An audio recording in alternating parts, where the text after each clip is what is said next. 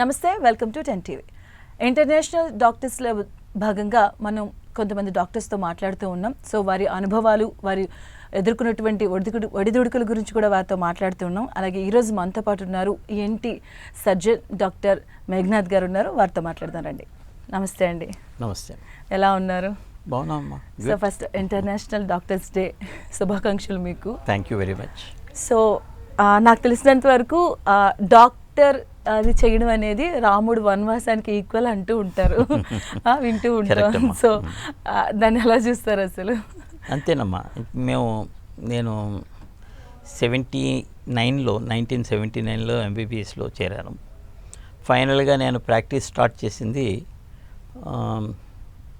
94, అంటే 15 ఏళ్ళు. So long journey అమ్మా. But it's very satisfying. But అది ఈక్వల్ టు నేను అనేది కరెక్టే అంటారా? వనవాసానికి ఏమాత్రం తగ్గదమ్మా. ఇంకో ఏడాది ఎక్కువనే ఉంటుంది. సరే, అంటే మీరు ఎక్కడి నుంచి రావడం జరిగింది? మీకు ఆ ఇంట్రెస్ట్ ఎలా వచ్చింది అసలు? మా ఫ్యామిలీలో ఒక డాక్టర్ ఉన్నారు, మా తాతగారు. ఓకే. అంటే మా తాతగారి బ్రదర్. అలాగే మా అంకుల్ ఉన్నారు, ఆయన కూడా డాక్టరే.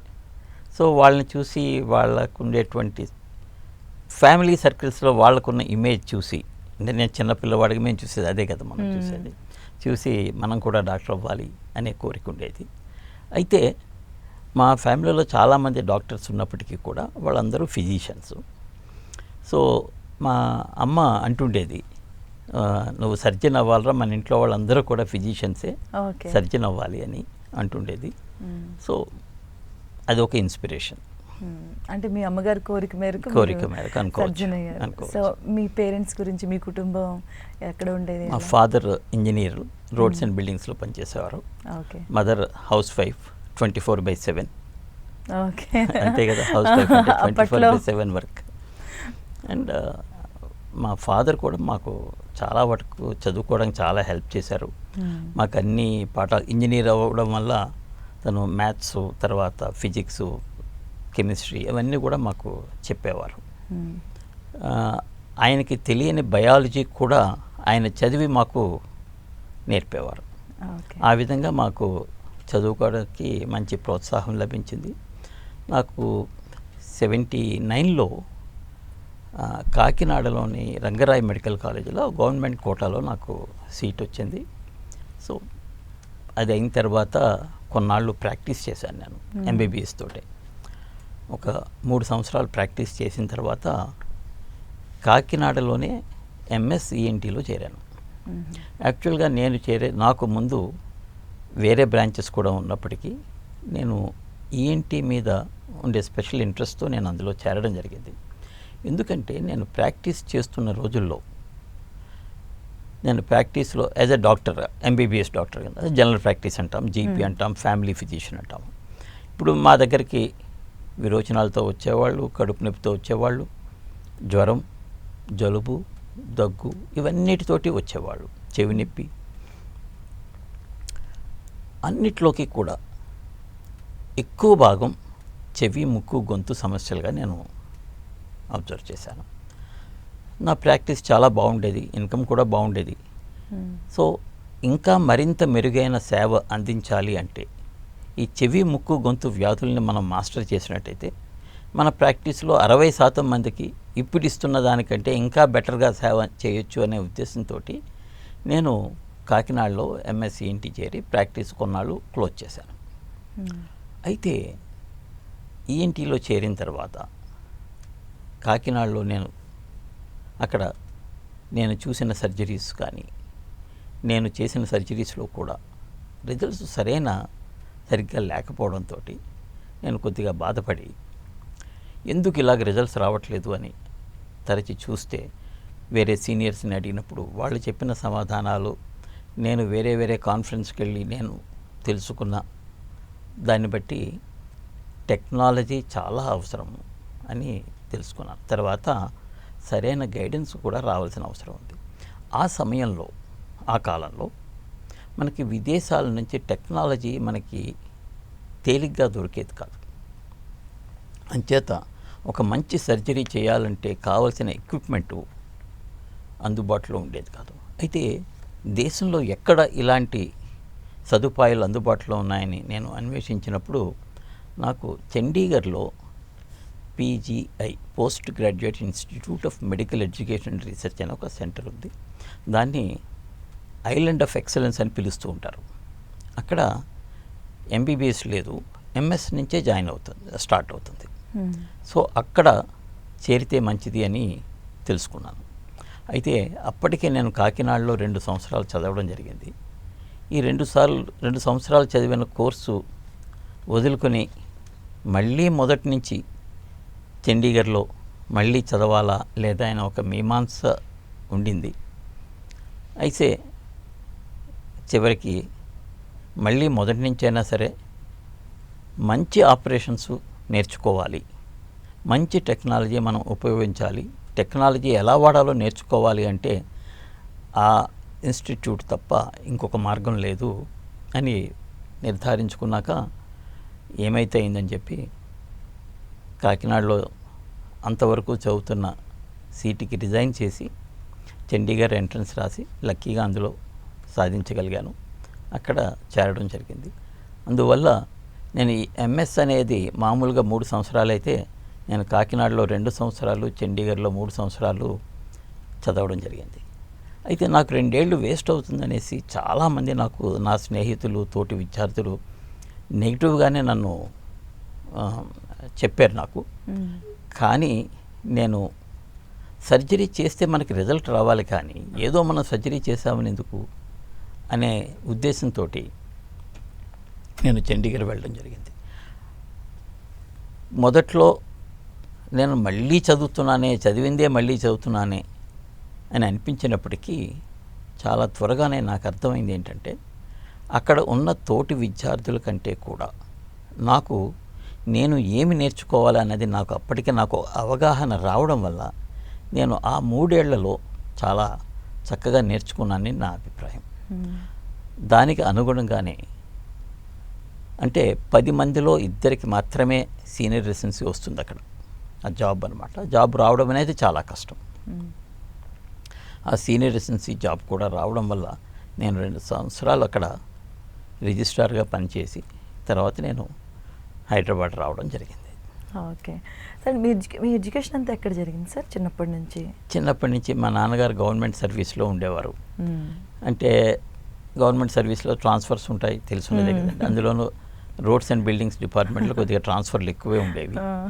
మా నాన్నగారి 27 ఏళ్ల సర్వీస్లో 33 ఊళ్ళు తిరిగారు. సో అంచేత నా చిన్నప్పుడు ఎడ్యుకేషన్ ఎక్కడ జరిగింది అంటే ఇటు హైదరాబాద్ నుంచి మొదలుకొని అటు టెక్కలి, శ్రీకాకుళం వరకు, విజయనగరం, వైజాగ్, రాజమండ్రి, సత్తెనపల్లి, నిజామాబాద్, మహబూబ్ నగర్, లేని తెలుగు మొత్తం స్టేట్ అంతా తిరిగాం. గూడూరు, నెల్లూరు, తిరగని ప్లేస్ అంటూ లేదు. అన్ని డిస్ట్రిక్ట్స్ ఎక్కువ ఉండేవేమో నాకు బహుశా తెలిసి. యాక్చువల్గా నేను చాలా చెప్పుకుంటూ ఉంటాను. నేను 3వ తరగతి 3 ఊళ్ళలో చదివాను. 3 నెలలకి ట్రాన్స్ఫర్ అవడం వల్ల స్కూల్, దానివల్ల ఒక డిసడ్వాంటేజ్ వచ్చింది. అంటే మన చిన్ననాటి స్నేహితులు అనేది ఉండరు ఎక్కువ. అందరితోటి 3 నెలలు 6 నెలలు స్నేహం ఇంటరాక్ట్ అవుతున్న టైంలో మళ్ళీ మారిపోతుంది. It's okay. అయితే మొత్తం ఆంధ్రదేశం మొత్తం గురించి నాకు అవగాహన చిన్నతనంలో. మీకు చిన్నప్పుడు బాగా ఇన్స్పైర్డ్గా ఏముండేవి సార్ అసలు? నాకు ఇన్స్పైర్డ్గా మెడిసినే ఉండేదండి. ఓకే. పర్సన్స్ అంటే ఏం చెప్తారు? అంటే ఒకరు మనకి ఇన్స్పైర్డ్గా ఎక్కువ వాళ్ళని చూసి మనం నేర్చుకుంటూ ఉంటాం. నేను 10th క్లాస్ చదువుతున్నప్పుడు రాజమండ్రిలో శాస్త్రి అని ఒక డాక్టర్ గారు ఉండేవారు. ఓకే. అప్పటికే ఆయన చాలా పెద్ద ఆయన. మేము ఏదైనా హెల్త్ ప్రాబ్లమ్స్ ఫ్యామిలీలో ఎవరికి వచ్చినా అక్కడికి వెళ్తూ ఉంటే ఆయన క్లినిక్, ఆయన రోగుల్ని చూసే విధానం, నవ్వుతూ మాట్లాడే విధానం చూసి నేను కొంత ఇన్స్పైర్ అయ్యానని చెప్పుకోవచ్చు. ఓకే. సో ఆయన శాస్త్రి గారు అంటే బాగా ఇన్స్పైర్గా ఉండేవాళ్ళు. సో సార్ అప్పటి కాలంలో మెడిసిన్ అంటే ఎలా ఉండేది అప్పుడు? ఎందుకంటే now we can get anything what ever we want అన్న చందంగా అన్న ఉంది ధోరణిలో ఉంది యా. అప్పుడు. సో అప్పుడు it's very difficult I think, ఎందుకంటే కమ్యూనికేషన్ ఉండదు, అవైలబిలిటీ కూడా అంతగా ఉండదు. సో ఎంత డిఫికల్ట్గా ఉండేది అసలు, మీరు అసలు ఎలా సాధించారు వాటిని? అంటే అప్పట్లో ఎలా ఉండేది అంటే అమ్మ, అసలు ఆ రోజులే వేరు. నేను కాకినాడలో చదువుకుంటూ ఈవినింగ్ ప్రాక్టీస్ చేసేవాడిని. ఈవినింగ్ 2 o'clockకి, మధ్యాహ్నం 2 o'clock వెళ్ళి నైట్ 8 వరకు 9 వరకు పేషెంట్స్ చూసి మళ్ళీ నేను కాకినాడ వెనక్కి వచ్చేవాడిని. ఇది ఒక విలేజ్ అనమాట, అది 6 కిలోమీటర్ల దూరం. అయితే స్కూటర్ మీద వెళ్ళేవాడిని. నేను స్కూటర్ మీద వెళ్తున్నప్పుడు ఎదురుగా వచ్చే ఆ ఊళ్ళో వాళ్ళందరూ కూడాను అంటే గౌరవ సూచకంగా రోడ్డు పక్కకి జరిగి ఆగి లేదా పక్క స్లో అయ్యి వెళ్ళేవాళ్ళు. అలాంటి రెస్పెక్ట్, ఆ గౌరవం ఉండేది. ఆ రోజులు వేరు. అయితే రోజులను బట్టి మారుతుంది. We have to accept everything.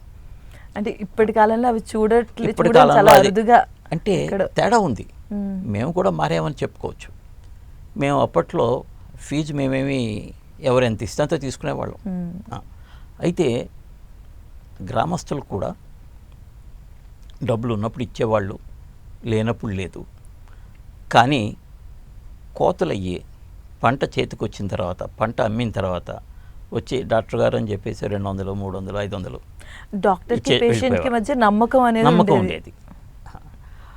అంటే ఆ అగైన్ వాళ్ళకి నేనే దిక్కు, ఆ ఊళ్ళో ఇంకెవరు డాక్టర్ లేరు, నాకు వాళ్ళే దిక్కు. ఇప్పుడు ఆ నమ్మకం అనేది బాగా బలంగా ఉండేది. ఉండేది. మేము కూడా అసలు ఎప్పుడు కూడా అసలు వాళ్ళే ఫీజు ఇచ్చారా లేదా అని మేము కూడా చూసుకునేవాళ్ళం కాదు. వాళ్ళే చూసుకుని సంవత్సరం చివరిన 6 నెలల చివరిన వచ్చి డబ్బులు ఇస్తూ ఉండేవాళ్ళు. అంటే అప్పట్లో నాకు మామూలుగా అయితే నెలకి 1000-1500 ఇన్కమ్ వస్తుంటే పంటలో వచ్చిన ఆ నెలలో మాత్రం 15,000, 20,000 వచ్చేది ఆ రోజుల్లోనే. అప్పట్లో అంటే మనం చెప్పుకోవాలి అంటే అప్పట్లో 10 గ్రాముల బంగారం ధర 2,000 రూపాయలు. అప్పట్లో అది చాలా చాలా ఎక్కువ. అంతే. ఇప్పుడు నాకు 2,000 ఇన్కమ్ వచ్చిందంటే ఇవాళ లెక్కలో చూసుకుంటే 1,00,000 రూపాయలు ఇన్కమ్ వచ్చింది. సో ఆ నమ్మకం అనేది ఉండేది అప్పట్లో. ఆ పద్ధతి వేరు. అంటే ఒకళ్ళు ఇచ్చేవాళ్ళు, ఒకళ్ళు ఇవ్వలేని వాళ్ళు. కొంతమంది ఎక్కువ ఇచ్చేవాళ్ళని కొద్దిగా ముందు పిలిచేవాళ్ళు, మిగతా వాళ్ళు మామూలుగా రొటీన్గా పిలిచేవాళ్ళు. కానీ దట్స్ ఎ డిఫరెంట్. సార్ ఇప్పుడు మీరు ఈఎన్టీ సర్జన్గా ఉన్నారు, అప్పటి వాట్ కైండ్ ఆఫ్ టూల్స్ మీరు యూజ్ చేసేవాళ్ళు అండ్ ఇప్పుడు మనకి ఎంత డెవలప్ అయ్యాయి? చాలా డెవలప్ అయిందమ్మా, ఇంత అంతా కాదు. అంటే ఒక్కొక్కసారి నాకు అనిపిస్తుంది ఎలక్ట్రానిక్స్ ఇంజనీరింగ్, మెకానికల్ ఇంజనీరింగ్లో జరిగినటువంటి విప్లవాత్మకమైనటువంటి మార్పులు ఏ మెడిసిన్లోని ఏ విభాగంలోకి ఎక్కువగా వచ్చాయి అంటే మా ఈఎన్టీ అని చెప్పుకోవచ్చు. Because it's very complicated. ఎందుకంటే కంటితో చెవితో అంటే ఎందుకంటే ప్రతిదీ సున్నితమైనదే, ఏది టచ్ చేసినా మొత్తం లైఫ్ అంతా ఇంకా డేంజర్. చెవి, మధ్య చెవిలో 3 నరాలు ఉంటాయి, 3 చిన్న ఎముకలు ఉంటాయి. మధ్య చెవి ఎంత ఉంటుంది అంటే మన వేలి ఇంత పార్ట్ ఉంటుంది చిన్నగా. అంటే ఒక 4 నీటి చుక్కలు గ్లాస్ మీద వేస్తే ఎంతో ఆక్యుపై చేస్తుందో అంతకంటే ఇంకా చిన్నది ఉంటుంది మధ్య చెవి. ఆ చెవిలో మేము 3 గంటలు ఆపరేషన్ చేస్తాం. అంటే అంత మైక్రోస్కోప్తో చేస్తాం. మేము వాడే పనిముట్లు చాలా షార్ప్గా ఉంటాయి, చాలా సన్నగా ఉంటాయి. అలా అయితేనే మేము ఆపరేషన్ చేయగలుగుతాం. ఇంత మంచి పనిముట్లు తయారు చేయగలిగినటువంటి మెకానికల్ ఇంజనీర్స్ మాకు చాలా దోహదం చేస్తున్నారు, చాలా ఉపయోగం చేస్తున్నారని చెప్పుకోవాలి. అలానే మైక్రోస్కోప్ మనం చూసే ప్రతీది కూడా ఇయర్ సర్జరీ చేసేటప్పుడు 40 రెట్లు మ్యాగ్నిఫై చేసి చూస్తూ ఆపరేషన్ చేస్తాం. సో అంత మంచి మైక్రోస్కోప్లు తయారు చేయడం కూడా ఒక ఇంజనీర్స్ యొక్క, మేము ఈఎన్టీ సర్జన్గా మేము ఎప్పటికీ మేము రుణపడి ఉండేది ఇంజనీర్స్కి. వాళ్ళు చేసి ఉండకపోతే ఇవాళ మేము ఈ ఆపరేషన్స్ చేయగలిగే వాళ్ళం కాదు. సక్సెస్ రేట్ అనేది కూడా ఉండేది కాదు. ఒక విషయం చెప్తానమ్మా, పుట్టుకతో మూగతనం, చెవిటితనం ఉన్న వాళ్ళకి అది రావడానికి కారణం చెవిటితనం. అయితే ఈ చెవిటితనానికి కారణం చెవి లోపల ఉన్నటువంటి నాడీ కణాలు సరిగ్గా పనిచేయలేకపోవడం. సో అది ఆ కాక్లియాని రిప్లేస్ చేసేటువంటి ఒక ఎలక్ట్రానిక్ ఇయరు ఎలక్ట్రానిక్ ఇంజనీర్స్ తయారు చేసి మాకు ఇవ్వడం వల్ల మేము దాన్ని లోపల అమర్చి పూర్తి వెనుకడి ఇచ్చి తర్వాత మాటలు కూడా తెప్పించగలుగుతున్నాం. కాక్లియర్ ఇంప్లాంట్ అంటాం. ఇది మేము ఆపరేషన్ చేస్తున్నాము, కానీ మేము వాడుతున్న ఆ పరికరాన్ని తయారు చేయడానికి ఎలక్ట్రానిక్ ఇంజనీర్స్ 30 సంవత్సరాలు కృషి చేసిన తర్వాత అది మనకి ఫైనల్గా అందుబాటులోకి వచ్చింది. ఈ 30 సంవత్సరాలు ఎటువంటి ఫలితం లేకుండానే వాళ్ళు కష్టపడి దాన్ని సాధించారు. ఇది నిజంగా వారి యొక్క గొప్పతనం అని అద్భుతం చెప్పుకోవచ్చు. కూడా ఉంది. అద్భుతం. కానీ అప్పట్లో ఎలా చేసేవారు సార్? ఇప్పుడంటే మైక్రోస్కోప్ మీరు చూస్తూ చేయడానికి అయితే అవైలబిలిటీ ఉంది, బట్ అప్పట్లో ఏ టూల్స్ వాడేవాళ్ళు, ఎలా చేసేవారు? మైక్రోస్కోప్ కూడా ఉండేది కాదు, ఉన్నా కూడా అంత క్లారిటీగా కనిపించేది కాదు. అందువల్ల మేము చేసే ఆపరేషన్స్లో కాంప్లికేషన్స్ ఎక్కువ ఉండేవి, తర్వాత సక్సెస్ కూడా ఎక్కువ ఉండేది కాదు. అయితే ఒకటి చెప్తానండి. ఇప్పుడు చెవిలో నుంచి చీము కారుతున్న పేషెంట్కి ఆపరేషన్ చేయడానికి గల కారణాలు 2. ఒకటి, ఆ చీము మెదడుకి సోకకుండా ఉండడానికి. రెండవది, ఇంకా ఫ్యూచర్లో చీము రాకుండా న్యూసెన్స్ లేకుండా ఉండేటువంటిది రెండవ ఎయిమ్ అన్నమాట, 2 గోల్స్. అయితే అప్పట్లో చీము మెదడుకి వెళ్లకుండా ఉండేటువంటి ఆపరేషన్ మాత్రమే చేసేవాళ్ళం. సో కానీ ఆపరేషన్ తర్వాత కూడా రోగికి చెవిలోంచి చీము కారేది. అయితే రోగికి చెప్పేవాళ్ళం, బాబు ఇది మెదడుకి వెళ్లకుండా చేస్తున్నాం అంతే, చీము కారడం తగ్గడానికి మనం ఆపరేషన్ అప్పట్లో చేసేవాళ్ళం కాదు. అయితే ఇప్పుడు మంచి మైక్రోస్కోపు, మంచి పరికరాలు, తర్వాత హై స్పీడ్ డ్రిల్స్ మనకి అందుబాటులో వచ్చినందువల్ల మేము ఈ ఆపరేషను చెవిలో నుంచి చీము కారకుండా మెదడుకి వెళ్లకుండా 2 కూడా సాధించగలుగుతాం. ఇందులోనే ఒకటి రోబోటిక్ లేజర్ అని ఒకటి వాడతాము. మనం ఏదైనా కట్ చేయాలి అంటే మన చేతితో కట్ చేస్తే 1 mm కట్ చేయడం కూడా చాలా కష్టం. 2 mm 3 mm అయిపోతుంది. అయితే ఈ రోబోటిక్ లేజర్ తోటి 0.1 mm కూడా మేము కట్ చేయగలుగుతున్నాం. అంటే ఇమాజిన్, అంత ప్రిసిషన్ రావడం వల్ల జబ్బుని పూర్తిగా తీసేసి లోపల ఉన్నటువంటి లోపాన్ని మనం ఆపరేషన్ ద్వారా సరి చేయగలుగుతున్నాం. సో కాలేజ్ డేస్ ఎలా ఉండేది సార్ మీవి అప్పట్లో, ఆ కాలంలో? కాలేజ్ డేస్ మేము ఉండే ప్రదేశాన్ని నుంచి కాలేజ్ 6 కిలోమీటర్ల దూరంలో ఉండేది. సైకిల్ మీద వెళ్ళేవాళ్ళం. మార్నింగ్ 8 o'clockకి మేము కాలేజ్ టెన్షన్గా ఉండాలి లోపల. 8:01 అయితే గేట్స్ క్లోజ్ చేసేసేవాళ్ళం. ఆ డిసిప్లిన్ ఉండేది అప్పట్లో.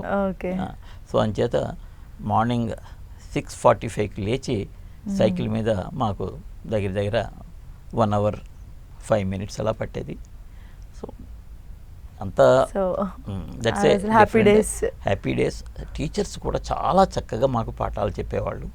ఇప్పుడు కూడా చెప్తున్నారు, కానీ వాళ్ళు అనేది వినేవాళ్ళు తగ్గిపోయారు అంటున్నారు ఇప్పటి teachers.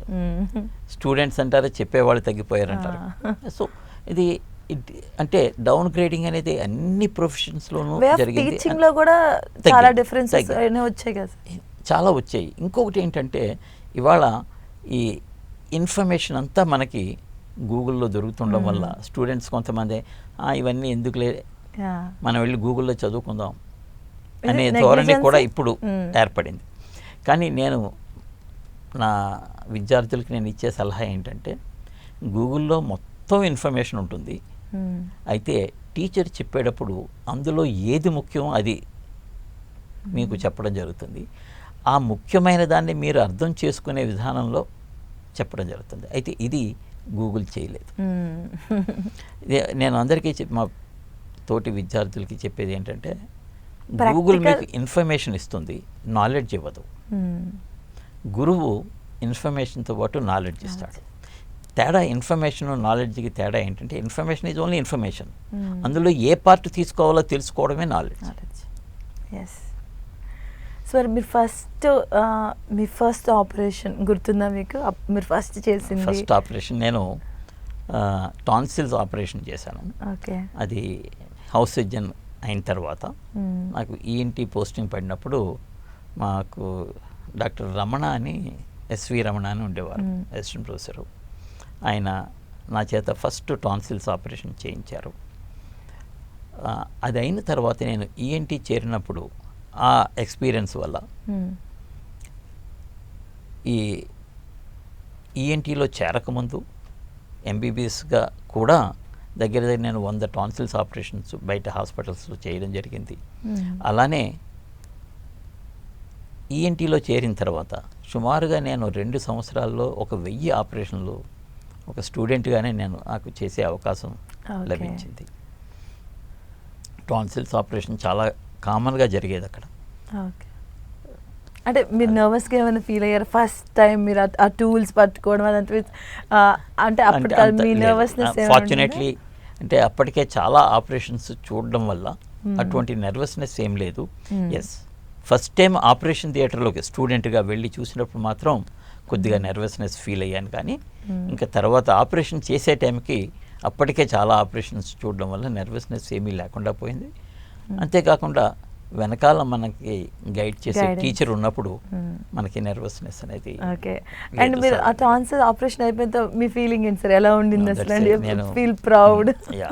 We always that is the happy moments. And మాకు ఇప్పటికీ కూడా ఎనర్జీని ఇచ్చేది ఆ హ్యాపీ మూమెంట్స్. సరే, ఈ ఇన్ని ఇయర్స్ ఎక్స్పీరియన్స్లో మీకు బాగా గుర్తుండిపోయే కేసు అంటే నేను చాలా స్ట్రగుల్ అయ్యాను, సో అండ్ మీరు లాట్ ఆఫ్ టేకింగ్ తీసుకున్న అవర్స్ ఎంత sir? Maybe I think 10 hours operation మేము చేయడం జరిగింది. అది ముఖ్యంగా మెదడుకి ముక్కుకి మధ్యలో ఉండే భాగంలో ఏర్పడిన కంతులు తొలగించడం అనేటప్పుడు మాకు ఎక్కువ టైం పడుతుంది. ఆపరేషన్లో 10 గంటల వరకు పడుతుంది. మేము సాధారణంగా 2 టీములు కలిపి చేస్తాం. ఒకే డాక్టరు 10 గంటలు ఆపరేషన్ చేయడానికి ఉపక్రమిస్తే ఒక 3-4 గంటలు 5 గంటలు చేసిన తర్వాత వారి యొక్క స్పీడ్ తగ్గిపోతుంది. అంచేత అది రోగికి మంచిది కాదు. మేము ఒకటే చెప్తుంటాం, we are not heroes, we are ordinary people, but we do the things in a heroic way. So అంచేత మేము 2 లేదా 3 టీములు ఏర్పడి నేను ఒక ఫస్ట్ 5 గంటలు ఆపరేషన్ చేసి తర్వాత నా కొలీగ్ సెకండ్ 5 hours ఆపరేషన్ చేస్తారు. అలా చేస్తే మేము మంచి రిజల్ట్ ఇవ్వగలుగుతాము, పేషెంట్కి కూడా మంచి జరుగుతుంది. అందుచేత ఎప్పుడు కూడాను మేము హీరోయిక్గా సర్జరీస్ చేసేయాలి, హీరోస్ అనిపించుకోవాలని ప్రయత్నించాం. అలా చేయకూడదు కూడాను. మనకి కావాల్సింది ఏంటంటే హీరోయిక్ రిజల్ట్ కావాలి. We should not become heroes. అంటే మనం పేషెంట్కి మంచి చేయాలి, నేనే చేయాలి అనుకోకూడదు. మనం ఇతరుల సహాయాన్ని కూడా తీసుకుని మంచి రిజల్ట్ ఇవ్వాలి. అది మన బాధ్యత. సరే, మీరు అన్నట్టు డాక్టర్సే ఫైనల్లీ ఓకే మనం అంటాం డాక్టర్ మనకి దేవుడితో సమానం, but they are also human beings. వారు కూడా ఎమోషన్స్ ఉంటాయి. సో ఆ ఎమోషన్ ఎలా కంట్రోల్ చేయగలుగుతారు అసలు? ఎందుకంటే సమ్ టైమ్స్ మనం కూడా హెల్ప్ చేయలేం, ఆ ఎమోషన్ మనం ఆపలేం కూడా. బట్ డాక్టర్స్ అనేవి వారికి వెనకతల ఈవెన్ వాళ్ళ ఫ్యామిలీలో ఏమున్నా కూడాను ఫైనల్గా ఆపరేషన్ దగ్గరికి వచ్చేసరికి ఆ కాన్సన్ట్రేషన్ అనేది తప్పకుండా చేయాలి. సో అది ఎలా సాధ్యం అవుతుంది అసలు? అది అలవాటు అయిపోతుంది నెమ్మదిగా. ఎందుకు అంటే అక్కడ రోగి ప్రాణం ఉంది. అక్కడ రోగి నువ్వు ఎమోషనల్గా ఫీల్ అయినా అంటే బయట గొడవలు కానీ ఏమన్నా కనుక మనం అక్కడ తీసుకెళ్ళి మిస్ చేస్తే, తప్పు చేస్తే అది రోగి ప్రాణానికి ప్రమాదం ఉంటుంది. అంచేత అది నెమ్మదిగా మాకు దైనందిన కార్యక్రమాల్లో అలవాటు అయిపోతుంది, దినచర్యలో అలవాటుగా మారిపోతుంది. అయితే ఒకటి మేము అబ్జర్వ్ చేసేది ఏంటంటే, మాకు కొన్ని సందర్భాల్లో మనం ఏమీ చేయలేనటువంటి అంటే లేట్ స్టేజ్లో క్యాన్సర్తో వచ్చిన వాళ్ళని చూసినప్పుడు మాత్రం కొన్ని నిమిషాల వరకు కొద్దిగా డిప్రెషన్కి లోనవుతాం. ఎమోషనల్గా కొంత డిప్రెషన్ అనేది ఉంటుంది. కానీ తర్వాత నెక్స్ట్ పేషెంట్ చూసేటప్పుడు ఇంకా మరి తప్పదు, వదులుకోవాల్సి ఉంటుంది. అలానే కొన్ని జబ్బులకి మా దగ్గర వైద్యం లేని సందర్భాల్లో కూడా కొంత ఎమోషనల్గా డిస్టర్బ్ అవ్వడం జరుగుతుంది. But again that is temporary and part of our life. So అంటే మీ లైఫ్లో అలాంటి ఏమైనా కేసు చూసారా? చాలా కేసులు ఉంటాయి, చాలా కేసులు మేము చేయలేని ఉంటాయి, చేయలేకపోయినవి ఉంటాయి. Accept it. And at the same time చాలా బిజీగా ఉంటారు డాక్టర్స్. కొన్నిసార్లు అంటే 36 hours కూడా అలా ఉండిపోయి, 24 hours కూడా అలా ఉండిపోయి, అండ్ ఆ టైంలో మనం ఫ్యామిలీ కొంచెం దూరంగా ఉంటాం. సో దాన్ని ఎలా మీరు బేస్ చేసుకున్నారంటే ఎలా ఈక్వల్ చేసుకున్నారు దాన్ని? Fortunately my wife is a house wife. అది చెప్పాను కదా, 24/7. So she takes care of my family completely. అసలు మా ఇంట్లోకి వెజిటబుల్స్ లేదా మిగతా ఏం కావాలన్నా కూడా అన్నీ తనే చూసుకుంటుంది, నాకేం తెలియదు అసలు. సో మొత్తం ఆవిడే చూసుకునే వాళ్ళు. సో మీ బ్యాక్ బోన్ అంతా ఆవిడే అంటారు. అంతే కదండి, ఫుల్ క్రెడిట్ గోస్ టు. అలానే నేను చండీగఢ్లో చదువుకునేటప్పుడు కూడా మార్నింగ్ 6 o'clock వెళ్తే రాత్రి 12ంటికి వచ్చేవాడు. వచ్చి తిని పడుకోవడమే. బట్ సండే రోజు అయితే కొద్దిగా టైం ఉండేది. బట్ నిజంగా హ్యాట్స్ ఆఫ్ టు దెమ్. 18 గంటలు ఒక్కళ్ళే ఉండడం అనేది చాలా కష్టమైంది. అవును, షీ మేనేజ్డ్. అంటే పిల్లలతో ఏమైనా ఉండట్లేదు, మాతో టైం స్పెండ్ చేయట్లేదు, అలా కొద్దిగా ఉంటుంది. But it's a part of our life. చెప్పాను కదండి, we have to accept the plus and negative both equally. సరే, ఇప్పుడు ఈ డాక్టర్స్ లైఫ్లో అంటే 4.5 years ఎంబీబీఎస్ చేయాలి, దాని తర్వాత ఇంటర్న్ చేయాలి, దాని తర్వాత మళ్ళీ మీరు ప్రాక్టీస్ చేసుకుని నీట్ యూజీబీ అవన్నీ రాయాలి. సో దాంట్లో which is the difficult part అంటే మీరు ఏం చెప్తారు? ద మోర్ డిఫికల్ట్ పార్ట్ అంటే ఫస్ట్ 2 years అమ్మా. ఓకే, ఫస్ట్ 2 years అప్పటి వరకు మనం ఏదో హ్యాపీగా చదువుకుంటూ వెళ్ళిపోతూ ఉంటాం. ఒక్కసారి మెడిసిన్లోకి వెళ్ళిన తర్వాత మన షెడ్యూల్, టైం టేబుల్ అన్నీ మారిపోతాయి. దట్ ఈస్ ఇప్పుడు చిన్నప్పుడు స్కూల్కి 10ంటికి వెళ్ళేవాళ్ళం, 5ంటికి వెనక్కి వస్తాం, మధ్యలో 1-2 గంటలు బ్రేక్. మెడిసిన్లో మార్నింగ్ 8 o'clockకి థియేటర్ స్టార్ట్ అవుతుంది ఫస్ట్ ఇయర్లో, ఎనాటమీ థియేటర్ అంటాం. 8 o'clockకి థియేటర్ స్టార్ట్ అయితే ఈవినింగ్ 5:30-6. సో ఎన్ని గంటలు చూడండి, ఆల్మోస్ట్ ఇంచుమించుగా 10 గంటలు. 10 గంటలు ఎక్కడ బ్రేక్ ఉండదు. అది మొదట్లో కొద్దిగా ఇబ్బందిగా అనిపిస్తుంది, తర్వాత నెమ్మదిగా అలవాటు అయిపోతుంది. అలానే నాకు మళ్ళీ చండీగఢ్ వెళ్ళినప్పుడు ఇక్కడ ఎంబీబీఎస్లో కానీ కాకినాడలో ఎంఎస్ చేస్తున్నప్పుడు కానీ మార్నింగ్ 9కి వెళ్తే ఆఫ్టర్నూన్ 2 కల్లా వర్క్ అయిపోయేది. అంతే, 5 hours వర్క్. చండీగఢ్ వెళ్ళిన తర్వాత అక్కడ మార్నింగ్ 6కి వెళ్తే రాత్రి 12. అది ఇంకా గౌరవం. 18 hours. మధ్యలో 15-20 minutes లంచ్ బ్రేక్ అంతే. అయితే టీ బ్రేక్ మాత్రం ఉండేది. నాకు మా కాఫీ, టీ అలవాటు లేదు. సో మొదట్లో నేను కాఫీ తాగుతాం రా వెళ్దామనేవాడు మిగతా కొలీగ్స్. అంటే నాకు అలవాటు లేదు, అయితే నువ్వు ఉండనేవాడు. సో నాకు ఆ 15 minutes బ్రేక్ కూడా దొరికేది కాదు. సో తర్వాత అర్థమైంది, లేదు కాఫీ తాగాలి, తీసుకోవాలి. ఎందుకు అంటే బ్రేక్ కోసం కాఫీ అలవాటు చేసుకున్నారా? అయితే అప్పుడు తాగాం, కానీ మళ్ళీ తర్వాత స్టాప్. సరే, అంటే కొన్నిసార్లు మనం ఇప్పుడు వీడియోస్ కూడా చూస్తుంటాం, అన్ని అవర్స్ డాక్టర్స్ కంప్లీట్గా స్ట్రెస్ కూడా ఫీల్ అవుతారు కదా. అంటే ఆపరేషన్ చేసేటప్పుడు కొన్ని వీడియోస్ చూస్తుంటారు, ఆపరేషన్ అయిపోయాక సక్సెస్ అయిపోయి అక్కడే డాక్టర్స్ పడిపోతూ ఉంటారు. అలాంటి వీడియోస్ కూడా చూస్తుంటాం. దానికి హ్యాట్స్ ఆఫ్ చెప్పాలి. అసలు అది ఎలా సాధ్యం అవుతుంది సార్? అన్ని అవర్స్ కాన్సన్ట్రేట్గా మనకు ఒక్కసారి ఇట్లా రెప్పన పడుతుంది కదా. అదే ఆ టైంలో బాడీలో చాలా ఎడ్రినలిన్ సెక్రేట్ అవుతుందమ్మా. అంటే ఒక యుద్ధం చేస్తున్నప్పుడు ఎలా ఉంటుంది మనిషి, బీపీ ఎలా ఉంటుంది, హార్ట్ రేట్ ఎలా ఉంటుంది, అలాగే మాకు ఆపరేషన్ చేస్తున్నప్పుడు హార్ట్ రేట్ ఎక్కువ ఉంటుంది, బీపీ కూడా కొద్దిగా ఎక్కువనే ఉంటుంది. తర్వాత అయిపోయిన తర్వాత అంతా తగ్గిన తర్వాత ఒక రకమైనటువంటి హ్యాపీనెస్ వస్తుంది. మేము దానికి ఎడిక్ట్ అయిపోతాం. సర్జరీ చేసినంతసేపు స్ట్రెస్, సర్జరీ అయిన తర్వాత వచ్చేటువంటి హ్యాపీనెస్ ఈజ్ సంథింగ్ ఎడిక్షన్ అయిపోతుంది అనమాట. ఇన్ఫ్యాక్ట్ దాన్ని ఒక విధంగా చెప్పాలంటే ఈ మందు కొట్టి ఆల్కహాల్ తీసుకుని ఎలాగ స్మోక్ చేసి ఎలాగైతే రిలీఫ్ అనుకుంటారో వాళ్ళు, అది మాకు సర్జరీ చేసిన తర్వాత మాకు ఆ హ్యాపీనెస్ వస్తుంది. అదంటే మనం ప్యూర్గా చెప్పాలంటే అదొక వ్యసనంలా తయారైపోతుంది. అంతేనమ్మా. 4 రోజులు సర్జరీ చేయకపోతే ఏదోలా ఉంటుంది, డిప్రెషన్ వస్తుంది. సో దట్ ఇస్ ఎందుకు డిప్రెషన్ వస్తుందంటే సర్జరీ చేసేటప్పుడు బాడీలో కొన్ని హార్మోన్స్ రిలీజ్ అవుతాయి. అలా రిలీజ్ అవుతుండడం ఆగిపోయేసరికి body wants that again. Okay sir, ఇప్పుడు సర్జరీ చేసేటప్పుడు what kind of mind status ఎలా ఉండాలంటారు? నౌడేస్ కూడా మనం చూస్తున్నాం చాలా ఇన్సిడెంట్స్. అంటే కొంతమంది కత్తెరలు మర్చిపోయారండి, చాకు మర్చిపోయారండి, చాలా రకరకాలుగా న్యూస్ వింటూ ఉన్నాం కూడా.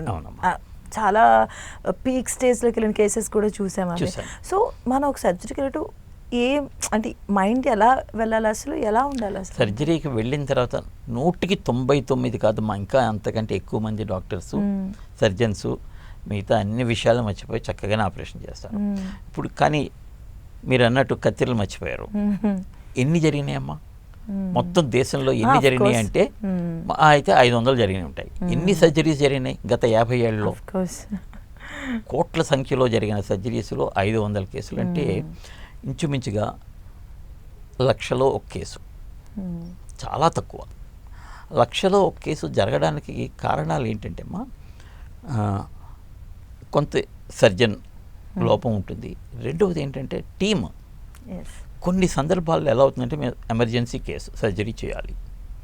సర్జరీ చేయడానికి కావలసిన టీంలో ఒక ఇంపార్టెంట్ మెంబరు ఏ కారణం చేతనో లీవ్లో ఉన్నాడో, రాలేదు.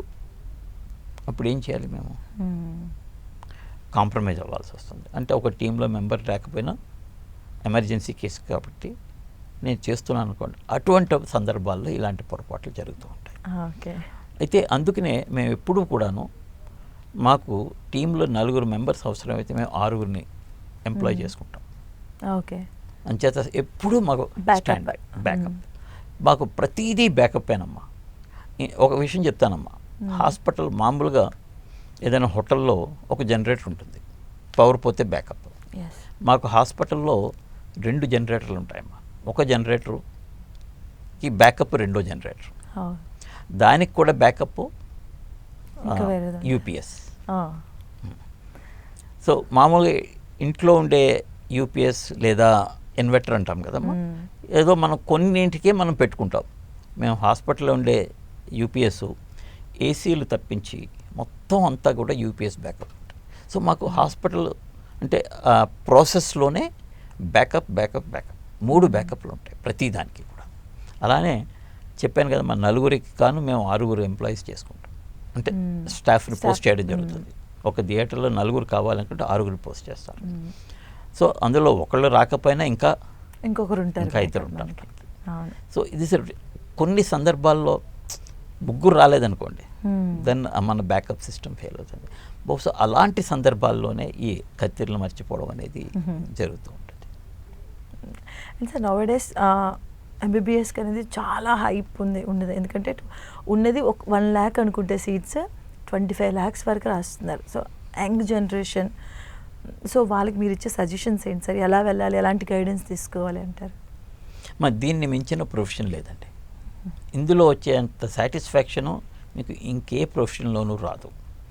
అయితే కష్టపడి చదవాల్సిందే. ఎంచేతంటే ఇప్పుడు ఒక ఇంజనీర్ ఉన్నాడు, ఒక ప్రాబ్లం సాల్వ్ అవ్వలేదు, సర్లే 1 గంట తర్వాత చేస్తాను అని పుస్తకం తీసి చదువుకోవచ్చు, వేరే వాళ్ళని సలహా తీసుకోవచ్చు, చేయొచ్చు, కంప్లీట్ చేయొచ్చు. ఇవాళ చేయాల్సింది రేపైనా చేయొచ్చు.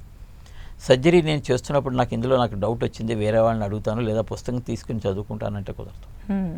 You have to do it. So అంచేత మెడిసిన్ కోర్సు ఎప్పుడూ కూడా కొద్దిగా టఫ్గానే ఉంటుంది.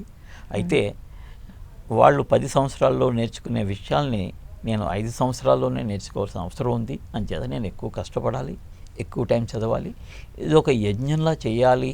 అలా చేయగలిగితేనే ఈ ప్రొఫెషన్లోకి రావాలి.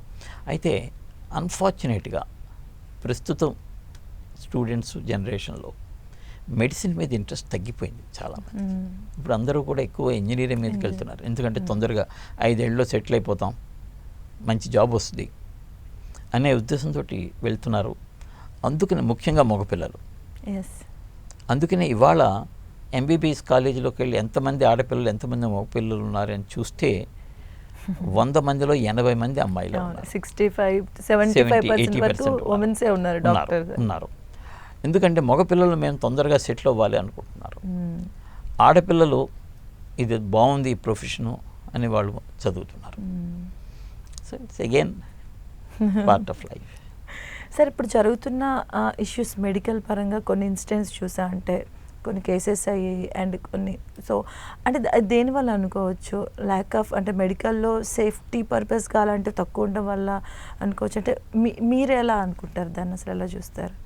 అంటే కేసెస్ అంటే ఇప్పుడు ముఖ్యంగా మనం చూస్తున్నది ఒకటి, మన సొసైటీకి డాక్టర్స్ మీద ఉండే అభిప్రాయం కొద్దిగా మారడం ఒక కారణం అమ్మ. అంటే ఒకప్పుడు మనకి అందుబాటులో ఉండేవి కావు ఈ సర్వీసెస్ ఏమీను. ఇప్పుడు మనకు అందుబాటులో ఉన్నాయి. నేను ఉదాహరణకి నా సంగతే చూసుకోండి. నేను కాకినాడలో ఎంఎస్ చదువుతున్నప్పుడు ఒక ఆపరేషన్ చేయడానికి ఏమీ పనిముట్లు లేవు. సింపుల్ పనిముట్లతో చేసేవాళ్ళం, సక్సెస్ ఉండేది కాదు. పనిముట్లు అయ్యే ఖర్చు ఎంత అంటే 100 రూపాయలు అనుకోవచ్చు, లేదా 10 రూపాయలు ఆ రోజుల్లో. అదే ఇప్పుడు మాకు పనిముట్లకి అంటే ఇన్స్ట్రుమెంట్స్కి అయ్యే ఖర్చు లక్షల్లో ఉంటుంది. అలా ఉంటేనే మేము రిజల్ట్ ఇవ్వగలుగుతాం. సో ఏమవుతోంది, అప్పుడు మేము చేయలేకపోయేవాళ్ళం, మా దగ్గర అవకాశమే లేదు, మాకు చెడ్డ పేరు అనేది లేదు ఒక విధంగా చూసుకుంటే. ఇప్పుడు మేము చేయగలుగుతున్నాం, కానీ డబ్బులు డిమాండ్ చేస్తున్నాం. అంచేత రోగికి ఇబ్బందిగానే అనిపిస్తుంది, ఫ్యామిలీకి. పెట్టలేని వాళ్ళకు, పెట్టగలిగిన కొద్దిగా చాలామంది ఇది ఇబ్బంది ఫీల్ అవుతున్నారు. అయితే ఇక్కడ నేను మన సమాజంలో ఒక పోకడ ఒకటి ఉందండి. నాకు తెలుసున్న ఒక మిత్రుడు దగ్గర దగ్గర ఒక 50 కోట్ల ఆస్తి ఉంటుంది. ఆయన అమ్మాయి పెళ్ళికి ఇంచుమించుగా 50-60 లక్షలు ఖర్చు పెట్టి సెట్టింగ్ వేయించి మంచిగా మ్యారేజ్ చేశాడండి. వేసిన 50 లక్షల సెట్టింగు మర్నాడు ఉదయం తీసి పడేసేది. ఆ అమ్మాయికి డెలివరీకి వచ్చినప్పుడు హాస్పిటల్ వాళ్ళు 2.5 లక్షలు చెప్పారు డెలివరీకి. పిల్లు నువ్వేమో ఫోన్ చేసి కొద్దిగా తగ్గించవా? అవును. అక్కడ 50 లక్షలు వేస్ట్ చేశాడు. ఇక్కడ అమ్మాయి డెలివరీకి ప్రాణం. అంటే ఎందుకు అని నేను ఆలోచిస్తే ఎందుకు ఇలా చెప్తున్నాడు? ఆయనకి 2.5 లక్షలు పెద్ద అమౌంటే కాదు అసలు. అంటే మన సమాజంలో ఒక ఆలోచన విధానం ఏంటంటే పెళ్ళికి ఖర్చు పెట్టేది పాజిటివ్ ఎక్స్పెండిచర్, తనకి హోదా పెంచుతుంది, తన ఇమేజ్ని పెంచుతుంది. ఇక్కడ మెడిసిన్ వైద్యానికి అయ్యే ఖర్చు నెగిటివ్ ఎక్స్పెండిచర్, దాని నుంచి ఆయనకి ఏమీ రాదు. సో ఇది ఒక, అయితే వేరే కంట్రీస్లో అలా లేదు, రివర్స్. అక్కడ వైద్యానికి అయ్యే ఖర్చు ఎక్కువ, దానికి అలవాటు పడ్డారు కూడా వాళ్ళు. ఇప్పుడు బయట దేశాల్లో ఒక ఆపరేషన్కి 30-40 లక్షలు అయితే మన దేశంలో అదే ఆపరేషను అంతకంటే చక్కగా అదే ఇన్స్ట్రుమెంట్స్ అదే టెక్నాలజీతో 10వ వంతులు అయిపోతుంది. సో ఇది చాలా తక్కువ కాస్ట్ ఇది. అందుకనే ఇప్పుడు ఆఫ్రికన్ కంట్రీస్ నుంచి, మిడిల్ ఈస్ట్ నుంచి ఎక్కువ ఖర్చు పెట్టుకోలేని వాళ్ళందరూ కూడా మన దేశానికే వచ్చి సర్జరీ చేయించుకొని వెళ్తున్నారు, మెడికల్ టూరిజం. చాలా మన చుట్టుపక్కలే చూస్తూ ఉంటాం, ఒక ఆఫ్రికా వీధి అని చెప్పి న్యూజిలాండ్ చాలా ఉంటాయి. వాళ్ళందరూ ఇక్కడికి వచ్చి వైద్యం చేయించుకొని వెళ్ళిపోతున్నారు. సో మేఘనాథ్ గారు, థ్యాంక్ యూ సో మచ్ అండి for your valuable time. Thanks a lot. Thanks అమ్మా. సో ఇదండి ఇవాళ special interview with doctor Meghnath గారితో. మరో కార్యక్రమంతో మళ్ళీ కలుసుకుందాం. అంతవరకు సెలవు.